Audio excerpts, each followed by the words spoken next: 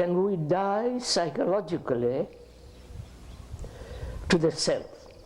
To find out is a process of choiceless awareness. I wish you wouldn't quote me.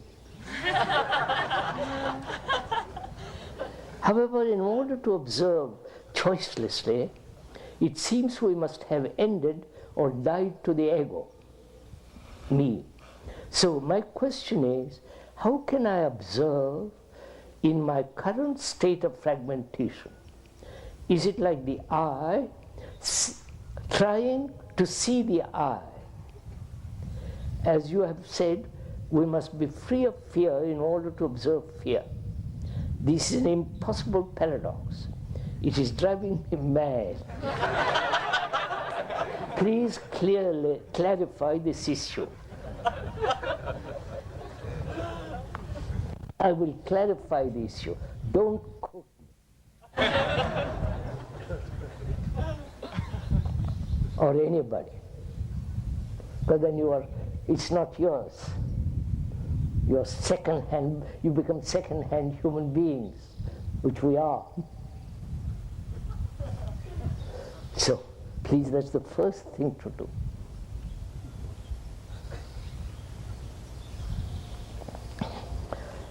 Because that distorts our thinking, you understand? We are the result of million years of pressure of other people's thinking, propaganda, all that. And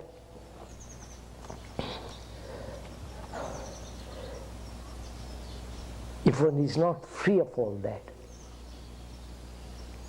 you can never find out the origin of all things. You don't. So my question is, how can I observe in my current state of fragmentation? You cannot, right?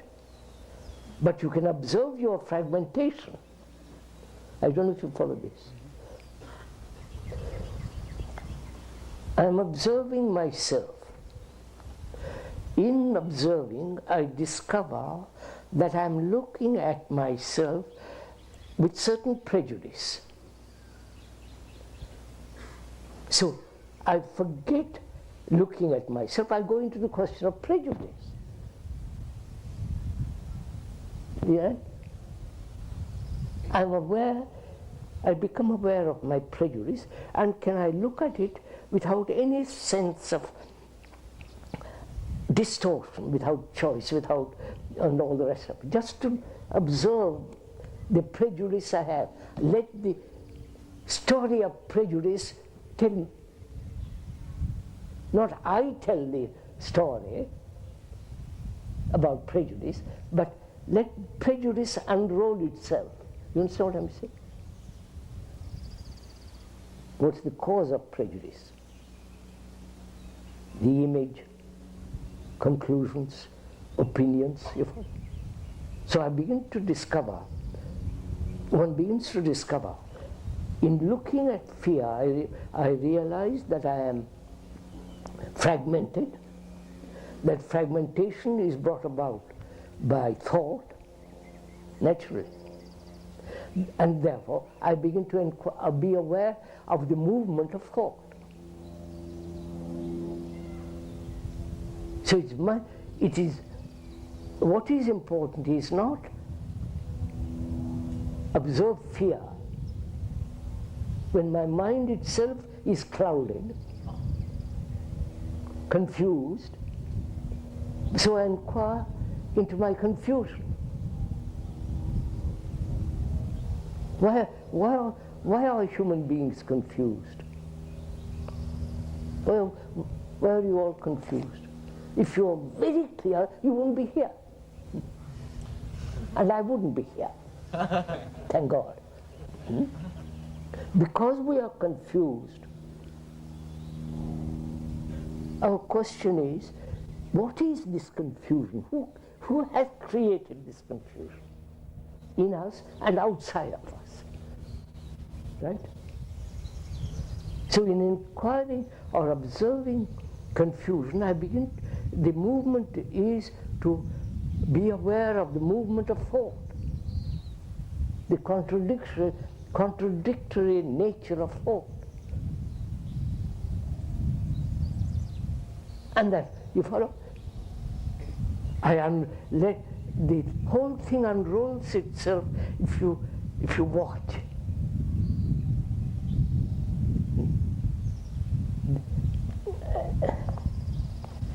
The story is there,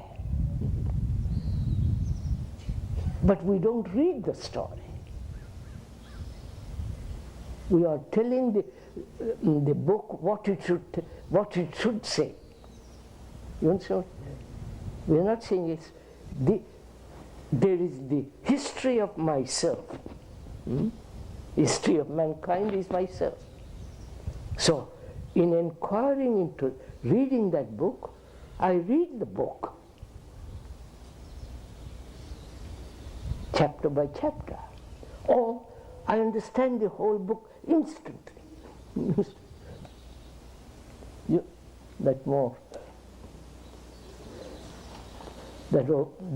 That implies one has to have deep insight. I don't want to enter into all that. I don't know if you want me to go on into that. So look,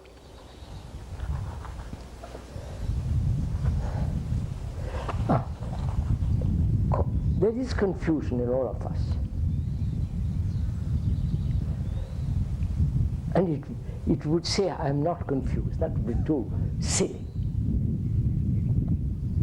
Or, I have perfect relationship with another. That's equally silly. So one is confused. Now, either you analyze it, the cause of it, you understand? Please follow this a little bit. The cause of it, which is thought in its very nature, contradictory. Thought in its movement is divisive as an act, or divisive. Thought in itself must be limited because it's based on knowledge, and knowledge can never be complete. Never. Right? So, that's the way we go into analytically, or let thought move in a particular direction to examine, which means the remembrance, the memory, the experience is observing, right? You follow on this? No?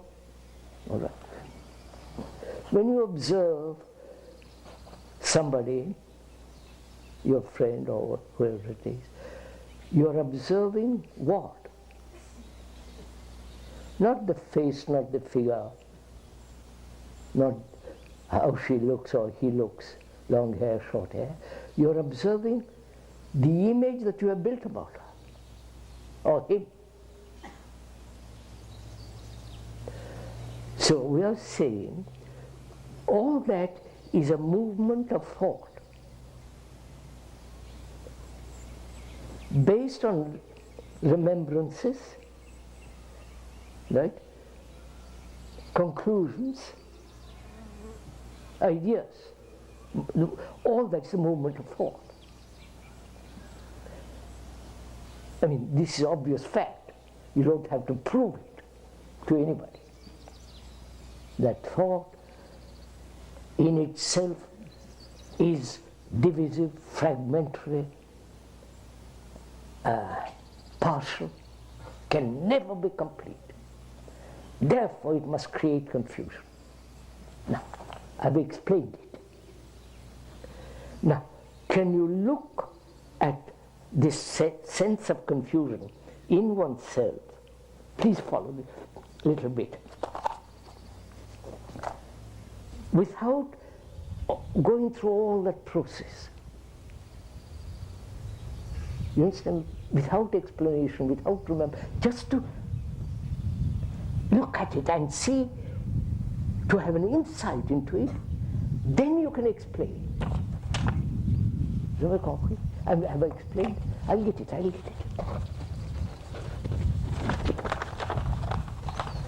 Have I explained this? Insight, by the very word, means to have sight in the thing. Insight. But you cannot have insight if it is merely the response of memory.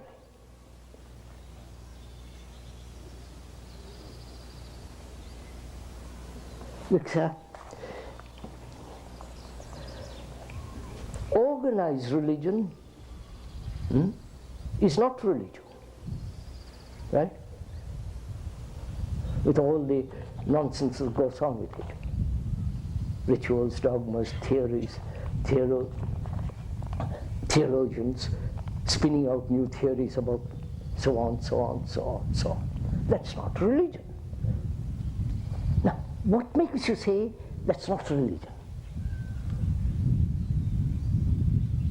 Is it merely a thoughtful examination of all the religions, their dogmas, their superstitions, their ignorance, their rituals, and saying at the end of it, this is nonsense? Or you see immediately that any form of propaganda, pressure, and so on, that they're never a religion. Either you see it immediately and therefore you're out of it. I don't know. But if you are merely examining various religions and then coming to a conclusion, then that conclusion will be limited,